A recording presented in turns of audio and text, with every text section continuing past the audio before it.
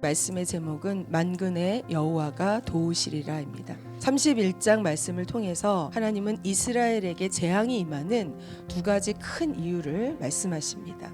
하나는 하나님이 아닌 세상의 힘을 의지한 것이고, 또 하나는 하나님의 말씀을 기억지 못하고 어긴 것입니다.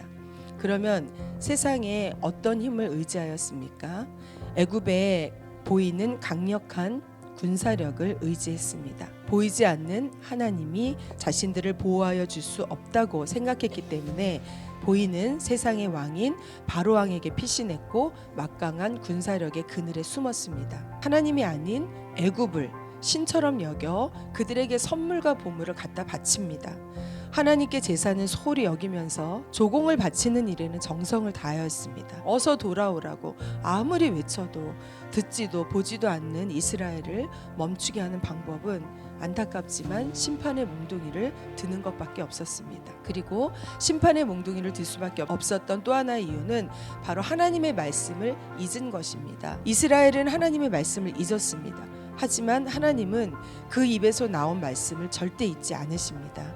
이스라엘이 잊은 말씀이 무엇이었습니까? 신명기 17장 16절에 분명히 하나님은 이스라엘에게 병마를 많이 두지 말고 병마를 얻으려고 애굽으로 돌아가지 말라라고 하셨습니다. 그것은 눈에 보이는 마병, 병마를 의지하면 반드시 하나님에게서 등을 돌릴 민족이라는 것을 알고 계셨기 때문이에요. 이사야 선지자는 안타까워서 외칩니다.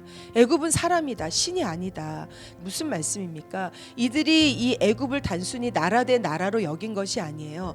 애굽을 신으로 여긴 거예요. 누가 진짜 신인지 이 영적인 문제가 걸려 있는 것이죠. 보이지 않는 왕이신 하나님이 아니라 보이는 왕인 바로 왕에게 피하는 것이 더 안심이 되었던 것입니다.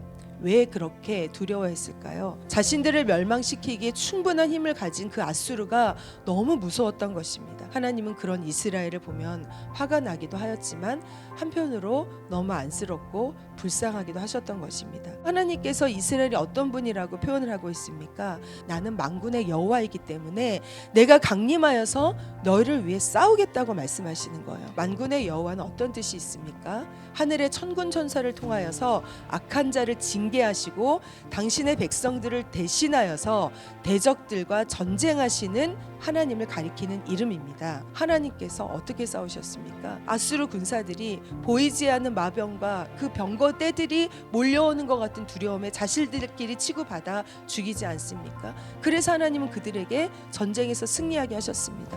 그렇게 아수르와 하나님이 싸워주시겠다라는 거예요. 하나님은 지금도 우리들에게 세상을 향해서 싸울 수 있는 자는 만군의 여호와 하나님이고, 그를 의지하는 자는 끝까지 승리할 것을 말씀하고 있는 줄로 믿습니다. 사랑하는 성도 여러분, 세상 살아가는 것이 힘들고 두려워도 하나님을 바라는 자를 위해서 하나님은 끝까지 싸워주십니다. 만군의 여호와가 나의 편이 되어주시니 포기하지 말고 다시 힘을 내어서 주님의 손을 꼭 붙잡으시기 바랍니다. 오늘도 그러한 삶을 살아내는 이들이 되기를 주님의 이름으로 축원합니다.